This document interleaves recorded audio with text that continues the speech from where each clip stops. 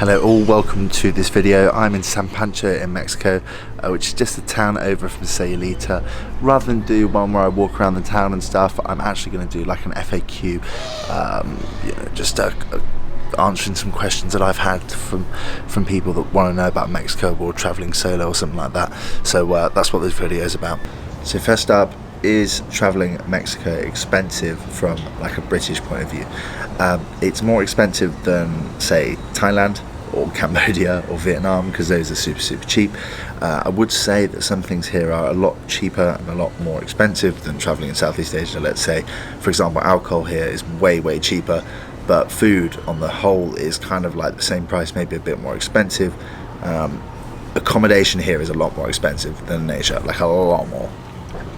So for example, hostels here costing £10 to £20 a night, hotels are costing between 70 to 150, and then all inclusive I stayed at the Hilton, that was like 250 quid a night, so quite expensive. So then of course, is Mexico safe?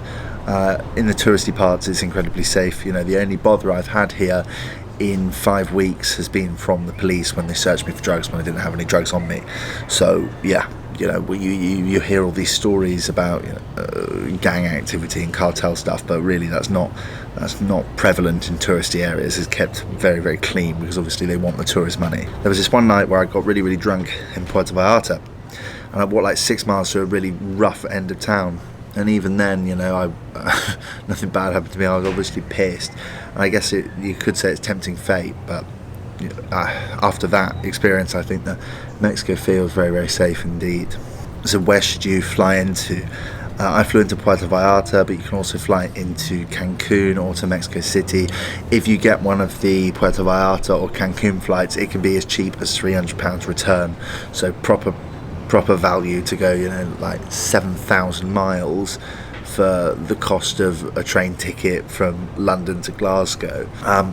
I must say, I flew on TUI and it was absolutely crap. Probably one of the worst flights of my life, if I'm honest with you. If you fly into Cancun, then of course you've got the Riviera Maya. That's got all the pyramids and fun things like that. But if you fly into Puerto Vallarta, then you've got towns like Sayulita, San Pancho. You've got the surf on the Pacific coast, so it depends on what you're looking for, to be honest with you. Yeah, the food. Everyone says Mexican food is amazing, and yes, it is amazing, it tastes very nice, but it can get a bit boring. I'm not going to lie to you, it does get stodgy, it does get repetitive.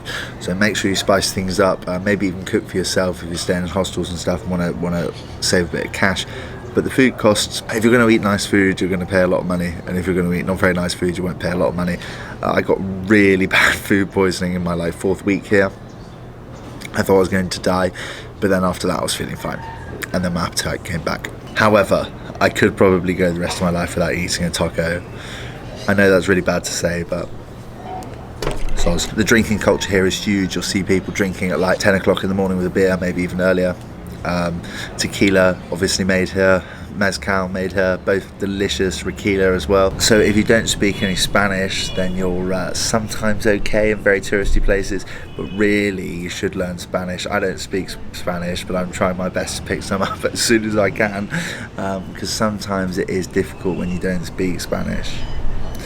But that just encourages you to learn it, and you shouldn't be lazy and rely on English anyway, should we, really? A couple of pieces of advice after I've been here for a while: just get a Mexican SIM card, it's so much cheaper. You'll spend like 10 quid topping it up and you'll get 8 gigs of data, rather than paying your phone company a load of money to use your contract here. Makes no sense, just get the Mexican SIM card. Also, withdraw money at bank ATMs rather than just random ATMs, because otherwise you'll get stung with a huge withdrawal fee. Santander's one I always look for, so try and find them if you're here.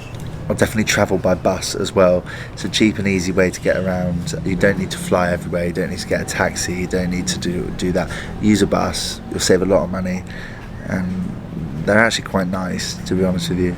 They're better than some of the ones I've been on in Thailand, and certainly better than Thai trains. Jesus Christ. Oh yeah, also get yourself off Corona ASAP. Try Pacifico, try Dos Equis, try all the nice beers that they've got here.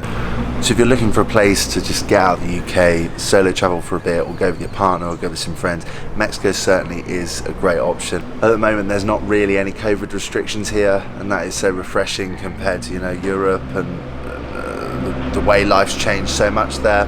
So if you're just looking for a bit of normality, you know, drinking and having a nice time and partying, get yourself out to Mexico. You won't regret it.